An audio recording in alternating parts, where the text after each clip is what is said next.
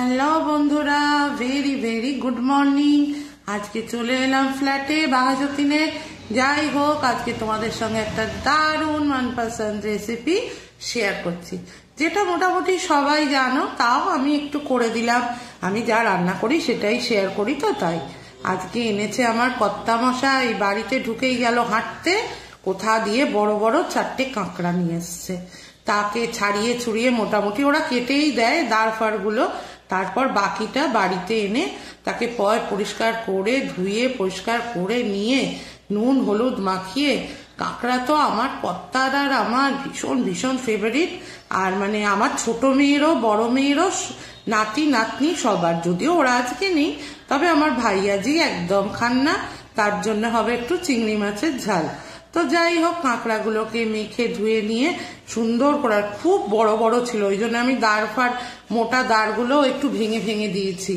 ওই আমার এখানে শিলটা নেই, নোড়া নেই, কিন্তু ওই সাঁড়াশি দিয়েই আর কি, সাঁড়াশি দিয়েই আর কি কাজ সেরে নিয়েছি। যাই হোক, এগুলোকে এবারে একটু ভাজা ভাজা করব, তারপর এই রেসিপিটা তোমাদের সঙ্গে শেয়ার করব। আজকে তোমরা কে কিরম আছো? Very very good morning. রোজকার জয়শ্রীতে সবাইকে জানাই অন্তর থেকে সুস্বাগতম। সবাই একটু পাশে থেকো, লাইক শেয়ার কমেন্ট করো, আর পারলে রোজকার জয়শ্রীকে প্লিজ প্লিজ প্লিজ একটু সাবস্ক্রাইব করে দিও ভাই। যাই হোক, কাঁকড়াগুলো ভাজা ভাজা হচ্ছে। কাঁকড়া রান্না করতে করতেই তো আমার মানে লোভে মাথা খারাপ। আমার কাঁকড়া খেতে খুব ভাল লাগে, তবে চিটি কাঁকড়া বেশি ভাল লাগে, মানে একদম ছোট ছোট কাঁকড়াগুলো ভীষণ টেস্টি হয়। আর এইগুলো একটু সামুদ্রিক বড় কাঁকড়া, তো একে একটু আদা রসুন পেঁয়াজ দিয়ে রসিয়ে কষিয়ে খেতে খারাপ লাগে না। আজকে চিটি কাঁকড়া পাইনি, কিন্তু এই কাঁকড়াটাও খুব ভালো ছিল। ধোয়ার সময় সেটা বোঝা যায়। আমরা যারা মা কাকিমারা রান্না করি, মোটামুটি ধোয়া সময় মাছ দেখলেই একটা আন্দাজ হয়। সারা জীবন তো আমরা এটাই করে থাকি। যার কোনো কমপ্লিমেন্ট ছাড়া আর কিছুই ছিল না। এখন তোমাদের এই ফেসবুক ইউটিউবের পাল্লায় পড়ে আমাদের মতো অনেক অনেক মা কাকিমা জেঠিমা মাসিমা যাই বলো, তারা কিন্তু অনেক অনেক বেশি এগুলোর থেকে আনন্দ পায়, এগুলো দেখে মজা পায়। সব সময় খারাপ জিনিস তুমি দেখলে সেটা খারাপ, আবার ভালো জিনিস দেখলে সেটাও ভালো।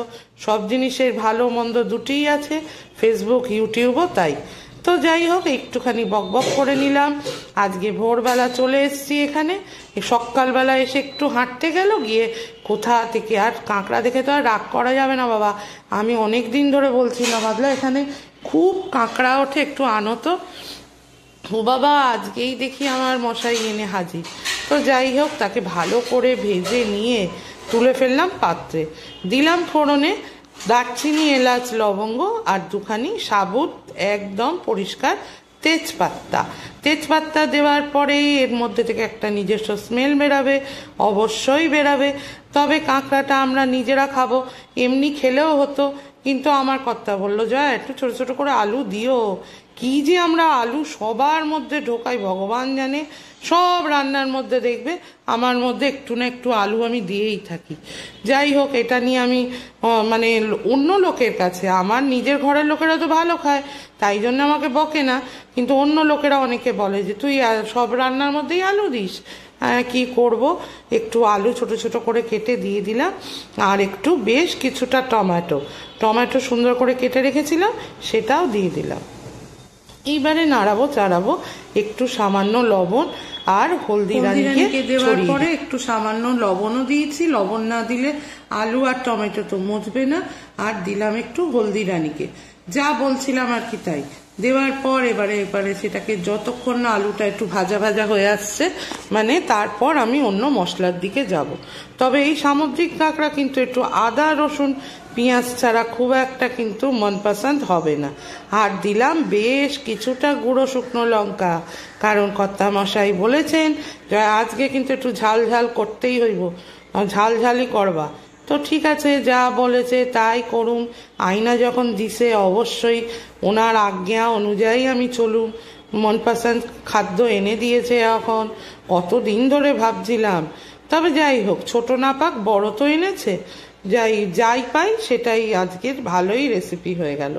সুন্দর করে একটু শুকনো লঙ্কা গুঁড়ি দিলাম, দিয়ে মোটামুটি কিন্তু আমার টমেটোকে আমি একদম গলিয়ে ফেলেছি।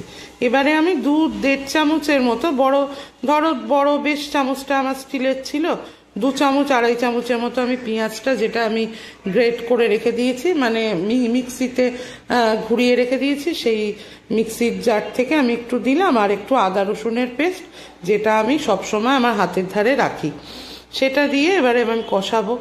আর দেব সামান্য, একদম সামান্য একটু জিরে গুঁড়ো। ধনে গুঁড়োর পরিমাণটা একটু বেশি, জিরে গুঁড়োর থেকে একটু বেশি। দেখো, অল্প কাঁকড়া, যেরম তরকারি তার তেমন মশলা। আমি তো এটা সব সময় বলি, তোমাদের আন্দাজ, তোমাদের এই করে করেই তোমরা আন্দাজ শিখে যাবে। অল্প রান্নায় অল্প মশলা, আর অল্প রান্নায় অল্প তেল, অল্প মশলা, আর একটু বেশি রান্নায় তার থেকে হয়তো একটু পরিমাণে বেশি। 2-3টে কাঁচা লঙ্কা ওখান দিয়ে উকি মেরে কর্তাও বললো দিয়ে দাও, তুমি ঝাল কম দিছো। তা ভালো কথা, আমি আবার দিয়ে দিলাম 3টা লঙ্কা। যদি তেনার একটু ঝাল পছন্দ হচ্ছে আজকে খুব খেতে, তো ঠিক আছে, ঝালই হোক। সামান্য একটু জিরে গুঁড়ো আর সামান্য একটু ধনে গুঁড়ো দিয়েছিলাম। দেবার পর কষাবো। কালকের দিনটা তো, গতকাল খুব মজায় কাটিয়েছি। আমার বোদনের বাড়ি কার্তিক পুজো, খুব মজার সঙ্গে দিনটা কাটলো। আর দিলাম একটু কাশ্মীরি গুঁড়ো লঙ্কা। তোমাদের ব্লগ শেয়ার করেছি অল্প অল্প, ভালো লেগেছে কিনা আমাকে জানিও, কার কিরম লাগলো। আমার বোদন আর শুভমের বিয়ে, এই তোমার কার্তিক পুজো, আমি তো বহুদিন আগে, মানে এইটা তো, মানে এইভাবে যে ব্লগগুলো ছাড়ি না, এটা সম্পূর্ণ আমার ভাইয়া, মানে ক্রেডিট। কেন, আমার এই গুণগুলো একদমই নেই। আমি একদমই, তোমরা বিশ্বাস করবে কিনা জানি না, আমি ভিডিও করতেও পারি না, একটা ভালো ফটোও তুলতে পারি না, সব সময় বেঁকে যায়, তেড়ে যায়। কিন্তু আমার ছেলে মেয়েরা খুব এক্সপার্ট ভাই, ওরাই আমাকে শিখিয়েছে। আর ওদের মতো হেল্পফুল মানুষ যদি পাশে থাকে, তারপরে তোমার কাকুও সেরকম খুব সাপোর্ট করে, রান্নাগুলো ভালো খায় তো। আর সেও খুব ফোনে দেখে, তার খুব মজা লাগে। সে বলে হ্যাঁ হ্যাঁ করো, আমার ওই জন্য আর কোনো প্রবলেম হয় না। তারপরে বেশ কষাবার পর প্রায় 5-10 মিনিট ধরে আমি কাঁকড়াটাকে, আলুটাকে কিন্তু কষিয়েছিলাম। তারপর আমি একটু জল দিলাম, কেন, এই পুরো জিনিসটাকে একটু সিদ্ধ করব, কাঁকড়া আলু সব যাতে ঠিকমতো সিদ্ধ হয়ে যায়। এবারে করতে করতে আবার একটু বসবো ডাইনিংয়ে। আমার যা কাজ, ওই যে ফাঁকিবাজি কাজ, একটু ঢাকা চাপা দিলাম। তোমরা চাইলে দেবে, না হলে দেবে না, এটা কোনো ব্যাপার নয়। আমি একটু দিয়ে দিলাম, ঢাকা চাপা খুলে দেখলাম আমার আলু গলে ভূত একদম ঠিকঠাক হয়ে গেছে। আজকে কাঁকড়ার তরকারিটা কার কিরম লাগলো সেটা কিন্তু জানিও। একবার দেখলাম একটু মনে হচ্ছিল লবণ লাগবে, তাই দিলাম। আর শাহি গুঁড়ো মশলা যেটা ডাটা, ওইটাই হাতের কাছে ছিল, ওইটাই একটু দিলাম। একদম ঝাল ঝাল লাল লাল করলাম কাঁকড়া। তোমাদের কার কিরম লাগলো? কাঁকড়ার ঝোল বলো, ঝাল বলো, যাই বলো, বা তরকারি, তোমরা যে যা নাম দেবে তাই মেনে নেব। একটু ওপর দিয়ে একদম পরিষ্কার ধনেপাতা দিয়ে দিলাম, ব্যাস, কাঁকড়া আমার রেডি। এবারে শুধু সার্ভ করব। আর গরম ভাত বসাবো 11টার পর। ভাত হয়ে গেলে গরম গরম কর্তামশাইকে খাইয়ে 2-3টে বাহ বাহ বাহ, খুব ভালো, এটাই শুনতে চাই, এটাই যেন হয়।